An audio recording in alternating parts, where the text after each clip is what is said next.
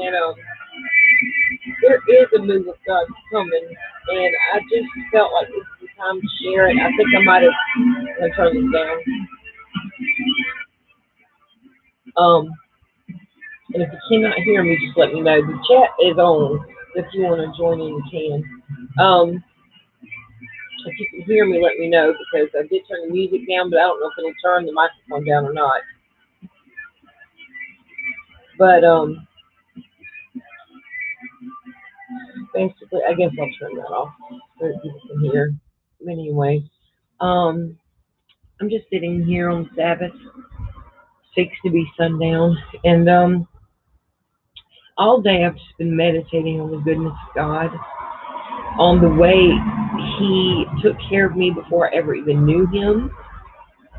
The things that honestly that the enemy had planned for me, because see, God has a plan for us, but so does the enemy. And um, I've mentioned that I came out of a very, very, very Freemasonic family. I'm a descendant of George Mason, as in George Mason University, and my grandfather was actually named George Mason. You can look through all that if you'd like, but I put that on here in the past. But I just want to say that because God chose me. He says in the Word, "I chose you," and I've just come to understand at 50 years old finally, He chose me out of a family of Freemasons and Mormons and that kind of thing. I'm not saying there weren't a couple of Christians in my family. I'm not saying that, but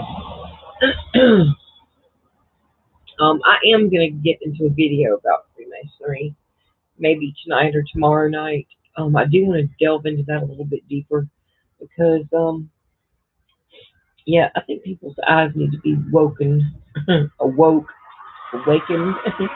But right now, I want to talk about this dream that I had.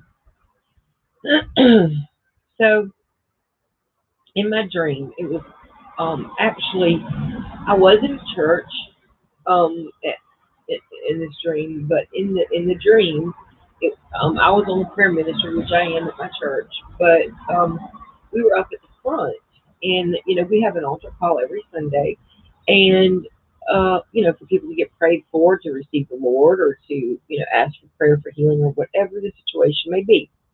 So in this dream, all right, you could just feel the Holy Spirit so strongly. It was just something like you can't imagine. And I saw one particular woman in a wheelchair, and she was sitting up at the front.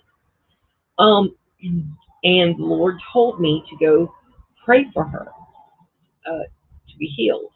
And on the way over to pray for her, she got up out of the wheelchair. Okay, I did not touch her.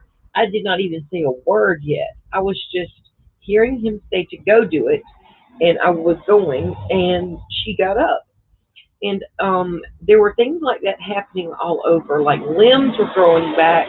You know, now these people, mind you, had nobody touching them. It was just these things were happening, and just all kind of deliverance, healing. I mean, just such a mighty move of God, like you cannot imagine. And it's been a couple of years back that I had this dream. I'll have to go back to even see when exactly it was, but I can remember it just so vividly because I was just like, Lord, if I'm going to live to see this, let me live to see this. And it was just amazing. And honestly, like when I woke up, I think that He made me understand that the reason these people were being healed was because we were being obedient even to go and pray for them. It just takes faith as small as a mustard seed, right?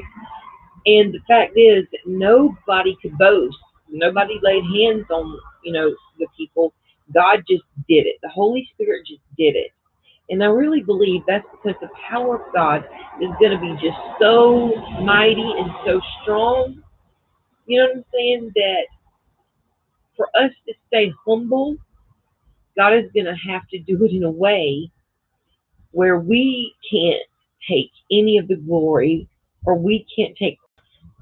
Hold on a second. This thing is saying I'm unstable in my connection here. So okay, I'm still on. And I hope this doesn't go too long. But I just wanted to really talk about that because I know that, 2020 was the craziest year. God kind of showed me what was coming. You can go back and go back and look at my video from 12